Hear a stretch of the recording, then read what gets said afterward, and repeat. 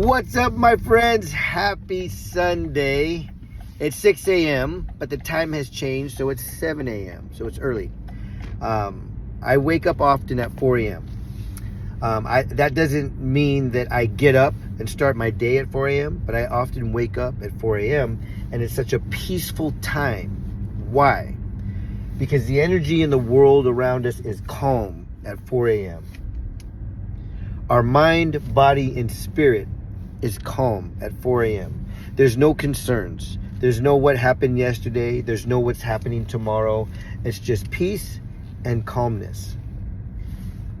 So when I got up this morning, or I woke up this morning at 4 a.m., there's a lot that downloaded for me. A lot of things I've been seeking, a lot of answers I've been looking for just came to me. And it's because my mind is quiet.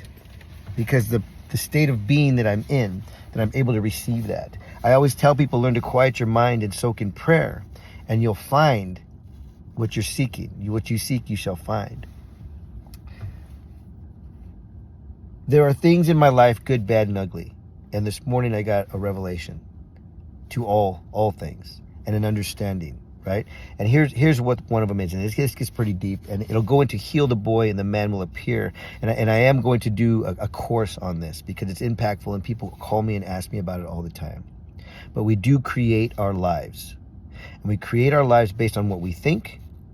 We create our lives based on being victim. We create our lives we create our lives being a victim. We create our lives being in our egos, and we create our lives on what we think. You can create your life because you can choose what you want to think about. You can choose your thoughts. You can choose your life. You can choose how you want to be.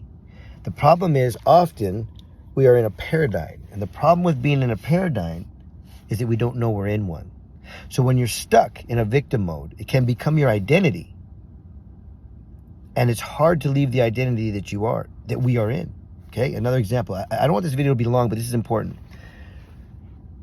Here's an example of an identity that people don't want to lose. Okay, a few. One, if you're in the corporate world and you're a high-level CEO, management, whatever it is, and you lose your job, you're no longer walking around shaking people's hands and saying, "Hey, I am production manager." I used to be in the corporate world. I was a production manager for a Fortune 500 company.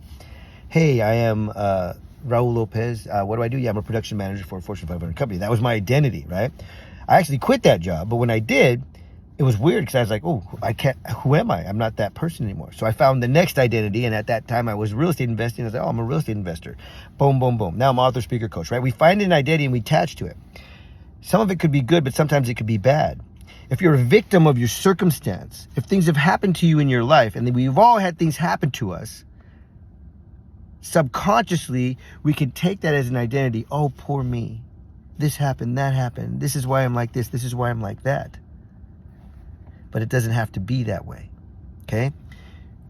Recognize who you are, how you are, why you are. Pay attention, and you can shift it. Understand we are all in a paradigm in some sort, okay? We're all in a paradigm, and it needs to shift. It needs to go on. When I meet people and they've been in the same paradigm for years and years and years and years, and they say, "This is just the way I am, there's nothing I can do," I walk them through that. And the reason I can walk people through that is because I've been there. We all are there, and then we recognize and we move on. But you have to be able to recognize. I've been in a mode of there are some things that I say I can't do. If you say you can't, you know this. If you say you can't, then you can't. If you say you can, then you can, right? If you say you can't or you say you can, you're right, both ways. So a lot of things I've been saying I can't do.